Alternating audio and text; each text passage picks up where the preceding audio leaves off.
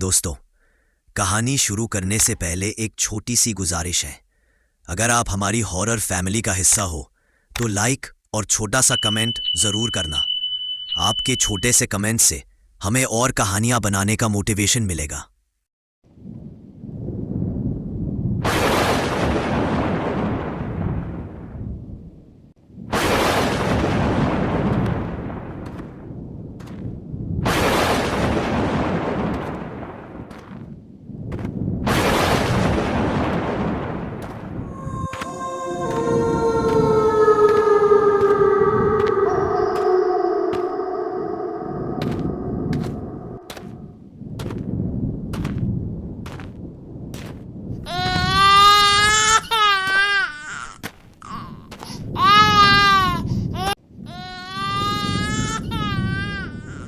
क्या आपने सुना?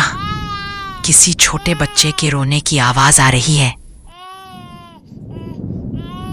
सही कहा, बच्चे के रोने की आवाज तो आ रही है, पर कोई नजर क्यों नहीं आ रहा है?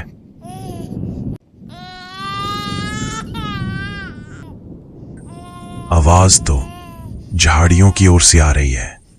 चलो चलकर देखते हैं।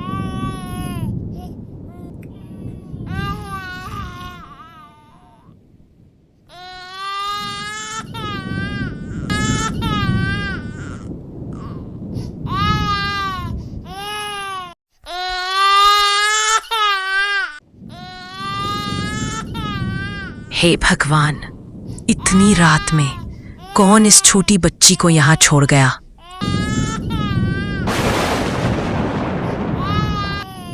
अरे, मौसम खराब हो रहा है। लगता है तेज बारिश होगी। हमें इस बच्ची को यहाँ अकेला नहीं छोड़ना चाहिए। इसे अपने साथ घर लेकर चलते हैं। हाँ, तुम ठीक कह रही हो। हम इसे घर लेकर चलते हैं।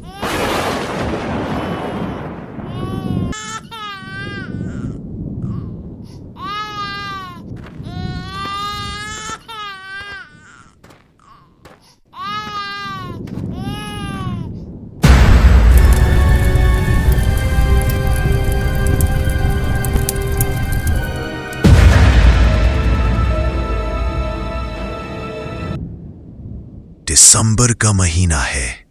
इस समय आमतौर पर चंदेरी में हल्की सर्दी पड़ती है, लेकिन उस रात चंदेरी गांव का मौसम कुछ अलग ही था। गरजते बादल, चमकती बिजली और अचानक शुरू हुई तूफानी बरसात ठंड को और भी तेज करती जा रही थी। ये बेमौसम बरसात किसी अनहोनी की ओर साफ साफ इशारा कर रही थी। बाहर मौसम और भी भयानक होता जा रहा था, पर घर के भीतर अजीब सी शांति थी। आग की धीमी लौ के सामने किशन और गंगा शांत बैठे हुए थे। उनकी आंखों में वही पुरानी ख्वाहिश थी जो पिछले 8 साल से उनका पीछा कर रही थी। शादी को 8 साल हो गए थे, लेकिन ईश्वर ने अभी तक उन्हें संतान का सुख नहीं दिया। सालों से वे मन्नतें मांगते रहे, पर हर साल उम्मीदें टूटती रही। और आज जंगल की झाड़ियों से मिली यह नवजात बच्ची उनके घर में थी। क्या यह कोई संयोग था या भगवान का कोई इशारा? कोई अपनी नवजात बच्ची को भला ऐसे कैसे छोड़ सकता है? मुझे तो लगता है कि भगवान ने इसे हमारे लिए ही भेजा है। हाँ गंगा, मुझे भी लगता है भगवान ने हमारी सुन ली है। अगर तू चाहे तो हम इसे रख लेंगे और हम दोनों मिलकर इसे पालेंगे। किशन और गंगा ने तय किया कि वे इस बच्ची को पालेंगे और उन्होंने उसका नाम रखा राखी। बाहर भयानक बारिश हो रही थी और घर के भीतर पहली बार उम्मीद का दिया जल उठा था, पर उन्हें यह नहीं पता था कि यह उम्मीद आगे चलकर भयानक अंधेरे में बदलने वाली है।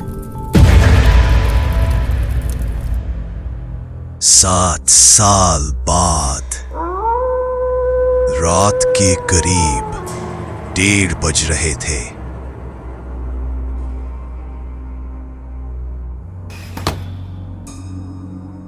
अचानक कमरे की खिड़की तेज हवा के झोंके से जोर से खुल गई। बर्फीली ठंडी हवा कमरे के अंदर आने लगी।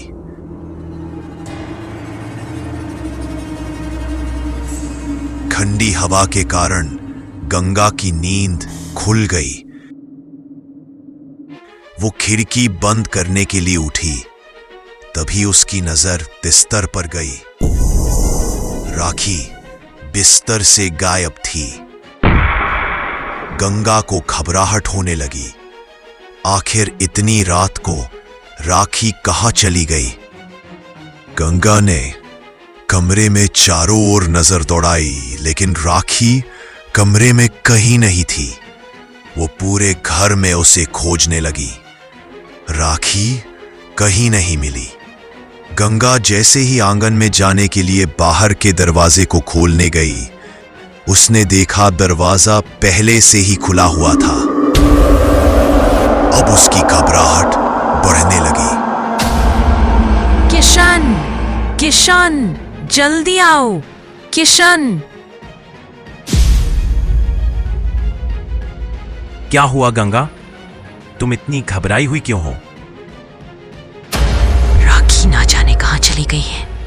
मैंने पूरे घर में उसे ढूंढा, पर वो कहीं नहीं मिली। और जब मैं बाहर जाने के लिए दरवाजा खोलने आई तो देखा दरवाजा पहले से ही खुला हुआ था। किशन, मुझे बहुत डर लग रहा है। इतनी रात में छोटी सी बच्ची कहां जा सकती है?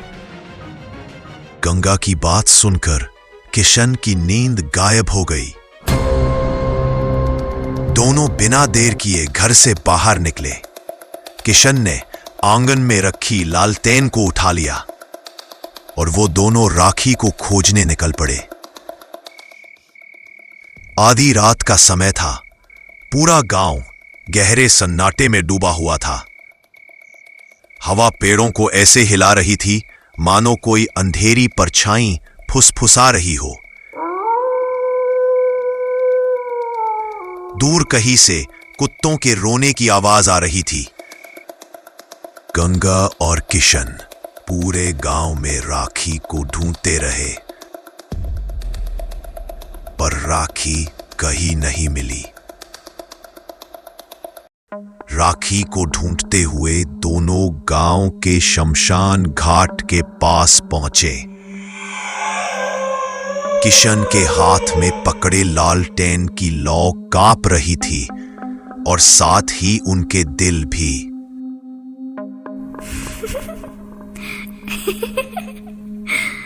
तभी एक हल्की जानी पहचानी पर डरावनी हंसी हवा में गूंज उठी। गंगा का दिल जैसे थम गया। किशन की पकड़ लालटेन पर कस गई। वो हंसी राखी की थी। डरते डरते दोनों आगे बढ़े। वहां पहुंचते ही दोनों ने जो देखा उसे देखकर उनके पैरों तले जमीन खिसक गई। एक बुझी हुई चिता के पास राख के बीच उनकी बेटी राखी खड़ी हंस रही थी। उसके पूरे शरीर पर राख लिपटी हुई थी। बालों से लेकर उंगलियों तक राख ही राख, मानो किसी ने उसे चिता में बिठाकर राख से ढक दिया हो। राखी को उस हाल में देखकर दोनों डर गए। फिर किसी तरह हिम्मत जुटाकर राख में लिपटी राखी को घर ले आए। घर पहुंचते ही गंगा ने जल्दी से राखी के कपड़े बदल दिए। रात काफी हो चुकी थी। तीनों फिर से बिस्तर पर बैठे। गंगा ने हिम्मत करके धीरे से पूछा, बेटा, इतनी रात में तुम शमशान घाट में क्यों गई थी? क्या तुम अकेले वहां गई थी या कोई और तुम्हें ले गया था? राखी ने कोई जवाब नहीं दिया। वो बस खाली आंखों से दीवार की तरफ देखती रही, एकदम शांत। और कुछ पल की खामोशी के बाद, माँ, मुझे भूख लगी है, कुछ खाने को दो। बेटा, इतनी रात में खाना सिर्फ राक्षस खाते हैं, इंसान नहीं। थोड़ी देर में सुबह हो जाएगी, तब मैं तुम्हारी मनपसंद खीर पूरी बना कर दूंगी। अभी तुम सो जाओ। राखी ने माँ की बात मान ली और सो गई। किशन और गंगा भी उसी के पास लेट गए, पर उनके दिलों की धड़कन अभी तक तेज थी। फिर भी थकान इतनी थी कि कुछ ही देर में दोनों को नींद आ गई।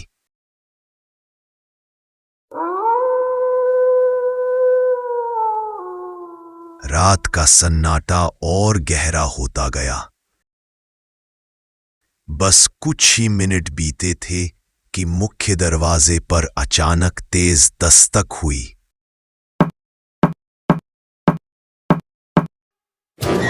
गंगा हड़बड़ाकर उठ बैठी। किशन भी उठकर बैठ गया। किशन और गंगा ने घबराई नजरों से एक दूसरे को देखा। आखिर इतनी रात को कौन हो सकता है? किशन हिम्मत करके उठा और दरवाजा खोला। बाहर रघु खड़ा था, उनका पड़ोसी। उसका चेहरा गुस्से से तमतमाया हुआ था। इससे पहले कि किशन रघु से कुछ पूछ पाता, गंगा घबराई हुई बाहर आई। किशन, राखी फिर से कहीं चली गई है। वो कमरे में नहीं है। मैं बताता हूं, कहां है वो? तुम दोनों अपनी बेटी को संभाल नहीं पा रहे हो। चलो चलकर देखो तुम्हारी बेटी क्या कर रही है इस वक्त। रघु गुस्से और घबराहट में आगे आगे चल रहा था, किशन और गंगा उसके पीछे। रघु उन्हें सीधे अपने घर के पीछे वाले बाड़े में ले गया, जहां वह अपनी बकरियां बांध कर रखता था। जैसे ही वो तीनों वहां पहुंचे, मशाल की रोशनी में जो दृश्य दिखा वह इतना भयानक था कि गंगा वहीं पर बेहोश हो गई। किशन की सांस रुक गई। सामने जमीन पर ढेर सारा खून फैला हुआ था और वहीं राखी बैठी थी। उसके हाथ, मुंह और कपड़े खून और मांस के टुकड़ों से भरे थे। उसके सामने एक बकरी का निर्जीव शरीर पड़ा था और राखी राक्षस की तरह बकरी का कच्चा मांस खा रही थी। सबको बाड़े में देखकर राखी तुरंत वहां से भाग गई। उसके जाने के बाद किशन ने बेहोश पड़ी गंगा को उठाया और रघु के घर ले गया। गंगा अभी भी कांप रही थी। किशन उसके पास ही बैठा था। उन दोनों को कुछ भी समझ नहीं आ रहा था। किशन, तुम्हारी बेटी की हरकतें बहुत अजीब होती जा रही है। कल भी मैं तुम्हारे घर आया था, तुम दोनों घर पर नहीं थे, लेकिन अंदर से हंसी की आवाजें आ रही थीं। मैंने अंदर जाकर देखा तो राखी एक पुतले से बात कर रही थी और हंस रही थी। वो पुतला बच्चों वाला पुतला नहीं था, उसका चेहरा इंसान जैसा था। मैं जैसे ही राखी के पास पहुंचा, राखी ने बस एक बार मेरी तरफ देखा और बिना कुछ बोले बाहर चली गई। और अब तो हद ही हो गई। बकरी को मारकर उसका मांस खाना ये किसी बच्ची की हरकत नहीं है। इसे तुरंत किसी तांत्रिक को दिखाओ, वरना देर हो जाएगी। रघु के घर से निकलते समय किशन और गंगा दोनों के चेहरों पर डर साफ दिख रहा था। किसी तरह हिम्मत जुटाकर वे अपने घर पहुंचे। दोनों जैसे ही अपने कमरे में पहुंचे, उनकी नजर बिस्तर पर पड़ी। राखी बिस्तर पर बिल्कुल शांति से सो रही थी, मानो वो कभी घर से निकली ही ना हो। उसका चेहरा पहले की तरह मासूम लग रहा था और उसके कपड़ों पर एक भी दाग नहीं था। घर में एक अजीब सी खामोशी थी। गंगा चूल्हे के पास खड़ी खाना बना रही थी। किशन दरवाजे के पास खाट पर बैठा खाली नजरों से बाहर देख रहा था। दोनों के दिमाग में रात की वह भयानक घटना घूम रही थी।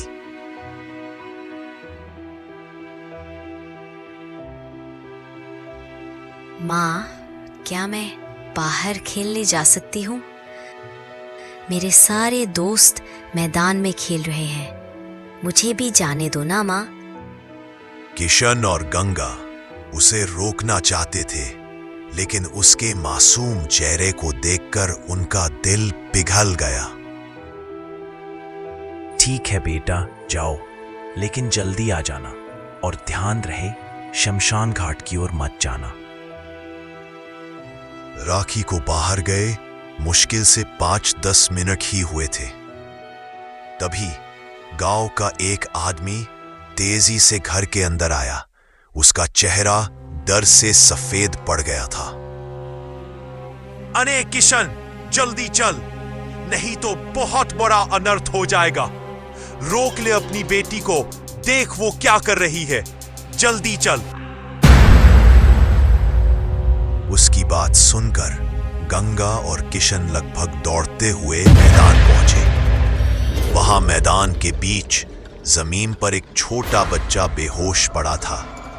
उसके चारों तरफ आग जल रही थी और उस आग के पास राखी खड़ी थी।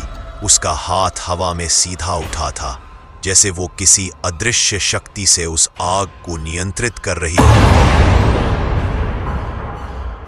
और उसका चेहरा बिल्कुल खाली, आंखें बिना पलक झपकाए उस बच्चे को देख रही थी।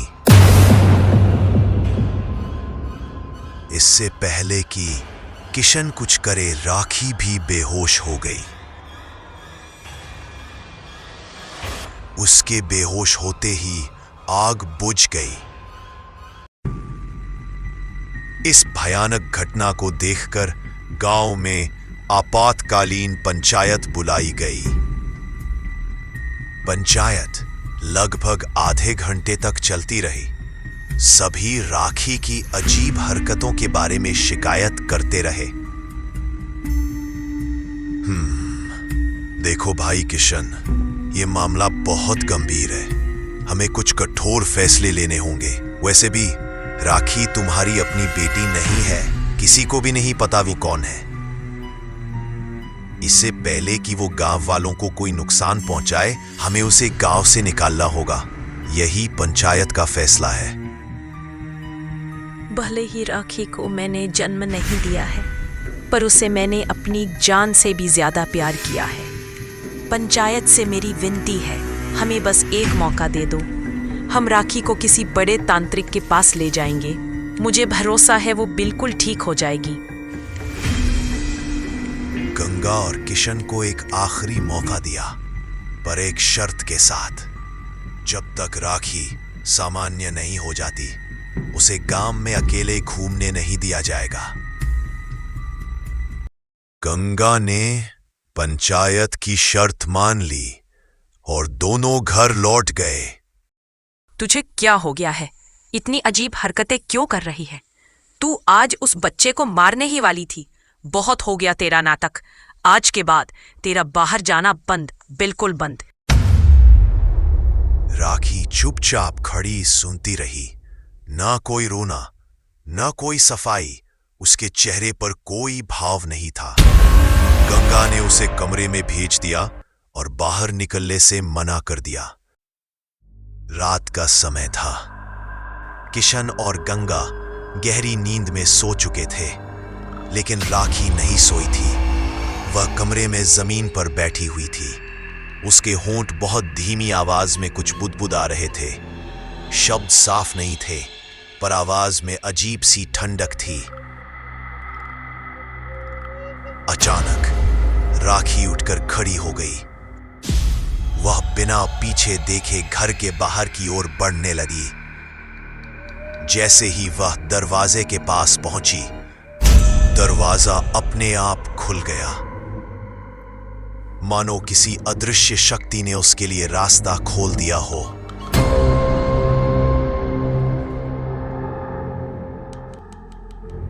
राखी बाहर निकली और उसी पल दरवाजा जोर से बंद हो गया। घर के अंदर अचानक आग की लपटें उठने लगी। छप्पर, बिस्तर, दीवारें, सब कुछ जलने लगा। नींद में डूबे किशन और गंगा बाहर निकल ही नहीं पाए। कुछ ही देर में पूरा घर आग की चपेट में आ चुका था। देखते ही देखते पूरा गांव वहां जमा हो गया। बेचारे किशन और गंगा का घर जल रहा था और वो दोनों भी उसमें जलकर राख हो गए। और उसी के पास राखी खड़ी थी। उसके चेहरे पर न डर था न पछतावा। गांव के बुजुर्गों ने फैसला किया, राखी को गांव से बाहर निकाल दिया जाए। राखी चुपचाप गांव की सीमा की ओर चल पड़ी, जैसे ये सब उसकी कहानी की बस शुरुआत हो। गांव से निकाले जाने के बाद वह बंजारों की एक बस्ती तक पहुंच गई। राखी को देखकर किसी को शक नहीं हुआ। सब उसे एक बेसहारा बच्ची समझकर अपने साथ रख लेते हैं। सभी बंजारे मिट्टी के खिलौने बनाया करते थे।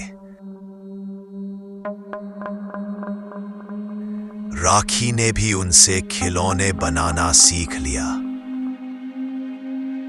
बंजारे जब ट्रेन के डिब्बों में खिलौने बेचने जाते, राखी भी उनके साथ जाती। कुछ महीनों बाद बंजारे उस इलाके को छोड़कर आगे बढ़ गए, लेकिन राखी वहीं रह गई। एक दिन उसकी मुलाकात एक तांत्रिक से हुई। उसे देखते ही वह तांत्रिक समझ गया कि ये कोई साधारण बच्ची नहीं है। उसने राखी को अपनी शिष्या बना लिया। राखी उसी तांत्रिक के साथ रहने लगी। साल दर साल वह तंत्र विद्या, मंत्र, अग्नि साधना और अंधे अनुष्ठान सीखती रही।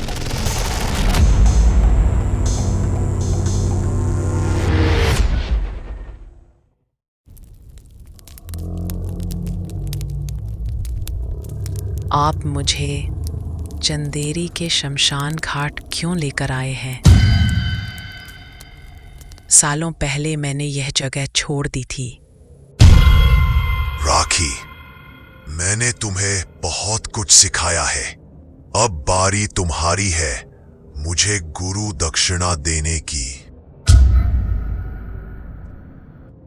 मैं भला आपको क्या दे सकती हूं? मेरे पास तो कुछ भी नहीं है। तुम मुझे वो दे सकती हो जो कोई और नहीं दे सकता। तुम कोई साधारण लड़की नहीं हो, तुम एक राखीनी हो। तुम्हारा जन्म इसी चंदेरी के शमशान में हुआ था। कई साल पहले यहीं एक तांत्रिक और एक पिशाचिनी घोर तंत्र साधना किया करते थे। तुम उन्हीं दोनों की संतान हो। अगर तुम इसी चंदेरी के शमशान में 7 मांगलिक पुरुषों की बलि दोगी और उनकी राख से तंत्र करोगी, तो तुम बन जाओगी एक राख पिशाचिनी। राख पिशाचिनी अमर होती है और फिर मैं तुम्हारा स्वामी बनूंगा और वो शक्तियां हासिल करूंगा जिनके बारे में कोई सोच भी नहीं सकता। जब तक तुम मुझे गुरु दक्षिणा नहीं दोगी, तुम मेरे बंधन से आजाद नहीं हो पाओगी। अब जाओ, जब तुम ये काम पूरा कर लोगी, तब मैं खुद तुम्हारे पास आऊंगा। राखी राखनी बनकर चंदेरी लौट आई थी। वह चंदेरी के शमशान घाट में झोपड़ी बनाकर रहने लगी। उसने अपनी राख विद्या का प्रयोग कर एक खिलौना बनाया।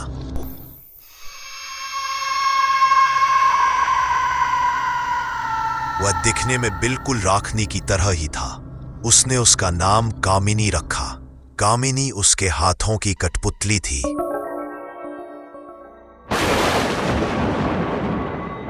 और फिर चंदेरी में शुरू हुआ मौत का तांडव। कामिनी अपने जाल में एक एक करके मांगलिक पुरुषों को फंसाने लगी और हर अमावस की रात राखनी शमशान में उन पुरुषों की बलि देती। कुछ ही समय में 6 मांगलिक पुरुषों की बलि पूरी हो गई। लोगों के मारे जाने से चंदेरी गांव में डर का माहौल था। आसपास के गांव के मर्द भी चंदेरी आने से डरने लगे। लोग शाम ढलते ही दरवाजे बंद कर लेते। गांव लगभग वीरान रहने लगा। धीरे धीरे समय बीतता गया, लेकिन राखनी को 7वां शिकार नहीं मिल रहा था। उसने कामिनी को चंदेरी गांव में रहने के लिए भेज दिया ताकि कोई भी मर्द मिलने पर वो आसानी से उसे फंसा सके। लेकिन समय बीतता रहा और मांगलिक मर्द ना मिलने से उसका गुस्सा बढ़ता रहा और वो चंदेरी के लोगों को बिना वजह मारती रही। इससे चंदेरी एक मौत का गढ़ बन गया। 7वीं बलि के इंतजार में राखनी बूढ़ी हो गई और फिर एक दिन विवेक नाम के आदमी की पोस्टिंग चंदेरी में होती है और वो वहां के रेलवे क्वार्टर्स में आकर रहने लगता है। यही वो मौका था जिसका इंतजार कामिनी कर रही थी। एक शाम स्टेशन के पास विवेक की उससे मुलाकात हुई और कामिनी ने विवेक से दोस्ती कर ली। आपकी बातों से लग रहा है आप अपनी पत्नी से बहुत प्यार करते हैं। लगता है वो बहुत सुंदर है। हाँ, मैं काव्या से बहुत प्यार करता हूँ। तुम्हें पता है, मेरी और काव्या की शादी बहुत मुश्किल से हुई क्योंकि मैं मांगलिक हूं ना। विवेक की बात सुनते ही कामिनी की आंखों में अजीब सी चमक आ गई। उसके सालों का इंतजार खत्म। शिकार उसके सामने ही बैठा था और फिर वहीं से शुरू हुआ राख का जादू। अगले दिन से विवेक धीरे धीरे बदलने लगा। वह हर समय बस कामिनी के बारे में ही सोचता रहता। कामिनी उससे मिलने के बहाने अब उसके कमरे में आने लगी और धीरे धीरे उसे पूरी तरह अपने वश में कर लिया।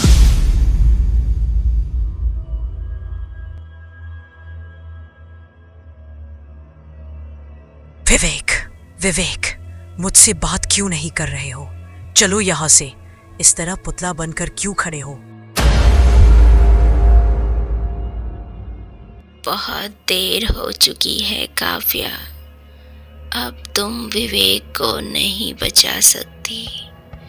2 दिन बाद काली अमावस की रात है। उस दिन मैं इसकी बलि चढ़ाकर राख पिशाचिनी बन जाऊंगी।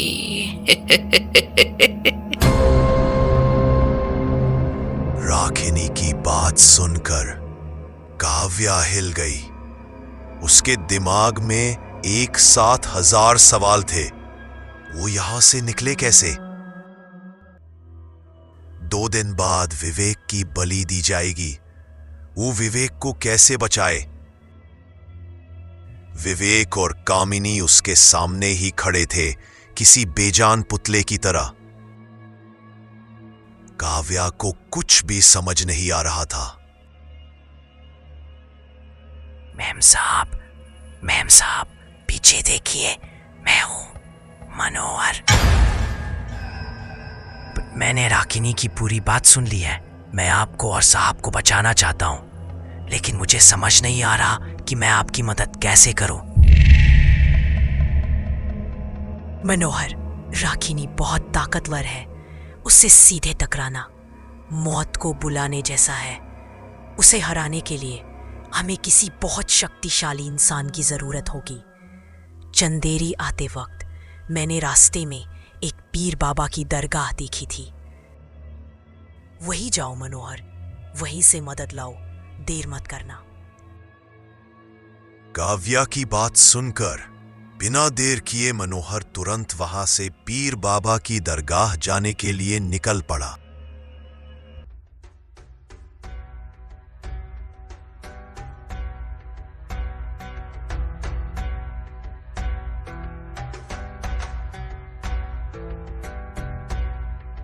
दरगाह पहुंचकर मनोहर दरगाह के खादिम पीर बाबा से मिला और पूरी बात बताई। बच्चा, वो कोई मामूली इंसान नहीं, राखिनी है। वो बहुत ताकतवर है। मैं भी उसे मारने का रास्ता नहीं जानता, लेकिन पीर की दरगाह से कोई भी खाली हाथ नहीं जाता।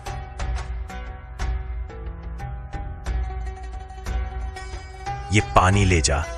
कामिनी के खिलौने को ढूंढकर इस पानी में डुबो देना। कामिनी खत्म हो जाएगी और विवेक आजाद हो जाएगा। लेकिन याद रहे, कामिनी के खत्म होते ही तुझे जल्दी ही किसी तरह राखनी को कैद करना होगा। दरगाह से पीर बाबा का दिया पानी लेकर मनोहर गांव लौट आया। उसने पुतला ढूंढने की शुरुआत कामिनी के ही घर से की। उसकी किस्मत अच्छी थी। एक कमरे में उसे कामिनी का पुतला मिला। उसने बिना देर किए पुतले को पानी में डाल दिया। इधर मनोहर ने पुतला पानी में डाला और वहां कामिनी गल गई। कामिनी के गलते ही विवेक उसके वशीकरण से बाहर आ गया। काव्या, क्या ये तुम हो? ये सब क्या है? हम दोनों कहाँ हैं? विवेक, तुम ठीक हो गए। लगता है मनोहर ने अपना काम पूरा किया। अब जल्दी ही वो हमें यहाँ से बाहर निकालेगा। राखिनी हूँ मैं, मेरे जाल से कोई नहीं बच सकता। मैं अमावस का इंतजार नहीं करूंगी, आज ही बलि दूंगी, आज ही। राखिनी बलि साधना में डूबी हुई थी। तभी मनोहर कुछ गांव वालों को लेकर वहां आ गया। सबने मिलकर उस राखिनी को बांध दिया और विवेक और काव्या को आजाद कर दिया। तुम भी अपनी मां की ही तरह निकली, मेरे किसी काम की नहीं। तुम्हारा जिंदा रहना अब मेरे लिए ठीक नहीं।